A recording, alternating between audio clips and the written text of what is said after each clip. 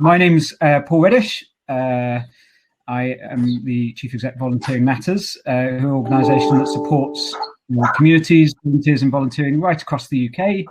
And today I've got the pleasure of cheering you through a great morning of speakers on some really interesting topics. The group conference this year is going to focus on, volunteering as we come out of the pandemic and some of the implications of what's happened and what that means around things like mental health, and also what our new normal looks like, if you like. So we're going to step through some of that today with some really interesting speakers. A few bits of housekeeping before we start. The first one is just a plea on behalf of the speakers. Right now I am talking to you while staring at some very nice wallpaper. It is very different from standing in front of 200 people where you can see facial expressions and other things. So the online equivalent of facial expressions is lots of chat in the chat and lots of active use of the hashtag group conference 2021. So please use both of those methods, just so we're not completely staring at the wallpaper, wondering if anybody's listening, falling asleep, generally disagreeing, or whooping with excitement as we canter through all of these different topics. And that would just be really helpful to the speakers, as well as giving you all a sense of what's going on through the conference. Hopefully you can see the chat bar and you know how to use it. There's also a polls bar, which may be used at different points in the presentation throughout, and hopefully we'll guide you through that. If you do have any questions as we go along, then again, please put them in the chat and I'll try and pick them up and bring them through into the Q&A sessions as we go. I think that's it on the housekeeping for attendees. The only other thing I would encourage you to do is enjoy yourself and contribute. It's not just about the speakers, it's about your contributions too, both on the chat and through questions. So please do actively engage. I'm going to kick us off just with some thoughts of my own, if that's okay, around volunteering and where we are at the moment, before I then slip back into chair mode and hand over to some really interesting speakers. It's been a really interesting weeks, actually, when I think about where we are in this whole crisis. We recently had Volunteers Week, and I had the absolute privilege of actually getting out around the UK on Volunteers Week, visiting projects right across Scotland, England and Wales.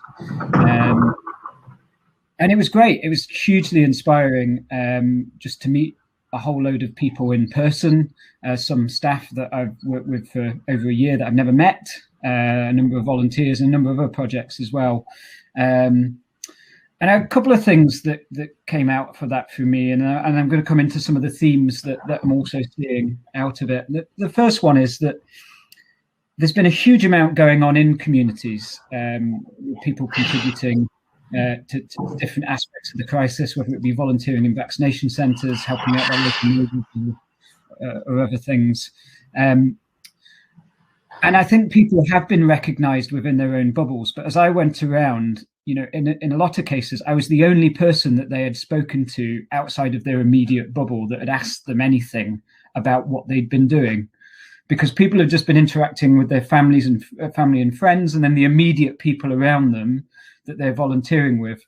And Volunteers Week this week was all about thanks, but I think we've got a huge job to do over the coming weeks and months to recognise, acknowledge and listen to each other and all of that work that's been going on outside of the bubbles that we operate in.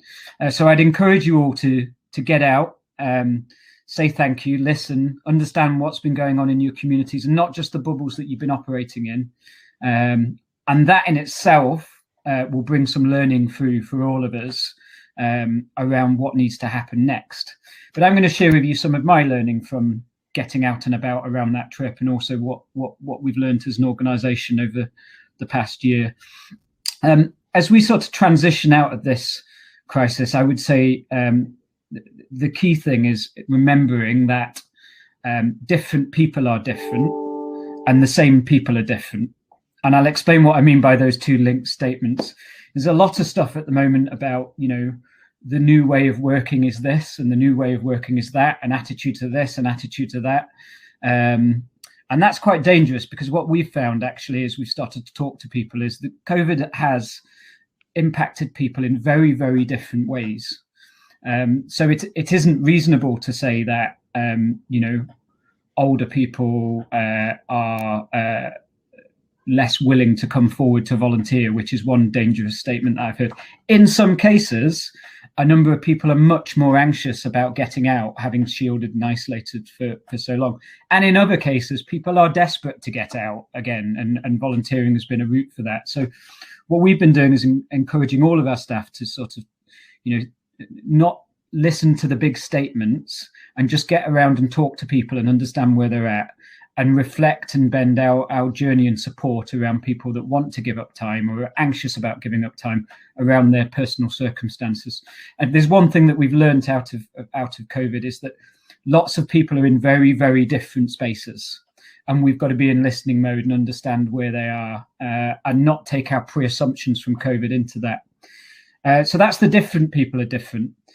The other point I would make is that the same people are different. People are talking about volunteers coming back to things that happened before. But people have had very different experiences through COVID. Some people have lost their jobs. Some people have volunteered for the first time. Others have been shielding. Some have been volunteering in very different ways. And that's going to form and shape their views and expectations in a different way to perhaps how they're engaging with us before. And we have to shift to that as organisations. One of the things we've been talking about is community first, not charity first. And it's not about the organisation and what we're doing, but what's going on in and around that community, what's going on for individuals, what are their needs, and how do we wrap around that, as opposed to how do we get people back to the things that we want them doing. And that shift in thinking is really important, because as you go around the country now and look at what's happened during COVID, in a lot of places, people are giving up time for things, not for organisations. You look at the Life Centre in Newcastle, which is a big vaccination centre. You've got volunteers from all sorts of organisations there, but they're volunteering in order to support the vaccination programme, not to support the British Red Cross or St John Ambulance or the local volunteer centre. And where they've got it right in communities is where they've all left their hats at the door. And I remember as I was going around the country looking at different places, the ones that felt special were where all the volunteers felt like one team. And you had all of these organisations coming together, rallying around a cause and a problem. And the areas that felt a bit more clunky was where the NHS had their bit, and the British Red Cross had their bit, and the local volunteer centre had their bit, and the organisations hadn't bent around what was happening. This idea that people wanted to support the community that was in front of them, not the organisation. So there's a shift in our thinking in the sector that needs to happen away from what we need to deliver on our objectives to what the community needs to thrive, and how we can all support that and give space to each other to do that. Some charities do that really well, some less so, same with sports groups, culture groups. But it's an emerging trend that's been accelerated through COVID, and it's something that we need to continue to move towards. And just yesterday, actually, ourselves, along with NCVO, NAVCO, and Association for Volunteer Managers, announced a 6-month consultation into a new vision for volunteering, which will look at an optimistic and sort of new way of thinking about all of this in the context of communities and volunteering. And we're inviting organisations to work with us to shape both a vision and a focused action plan to address some of these opportunities and systemic barriers in communities to what I've just described. So if you look at hashtag Vision for Volunteering, you'll be able to see more on that and how you can engage in that consultation. It is for England. Scotland has its own volunteering framework, and there are conversations happening in Wales. I'm less informed as to what's happening in Northern Ireland. So if you are an England-based organisation and communities and volunteering are core to what you do, then get involved, I would say. So So there's some thoughts for me. I think it's really important that we look at it from a community perspective rather than an organisation and thematic perspective as we come out of COVID. Really look at the needs that are happening in each of the localities that are around us, and how we can use our experience and assets to work with others to really help support communities and get the best out of people. And that does extend beyond people. It also extends to our assets, our spaces, and anything else that we've got. And we need to reimagine those. We're doing a lot of that. We have a big office in Hackney that was half full pre-COVID, and it's now going to be about a tenth full because a lot of people, want to work from home. So rather than looking at the traditional things of, can we get some more charities to co-locate with us and various other things, we've brought the community into that space, emptied out all of the desks and said, how can this asset be used in order to further good work in the community? And what would you do with it if we gave you this space in order to volunteer your time and commitment to make Hackney a better place? And we're starting to think about all our properties in that way, and really work through, is that asset for the community or for us? This is back to the community, not charity. And where it's been about us in the past, can it be about that community? And can we then wrap around that and support what the needs are, and support people to achieve things, and support people to support each other?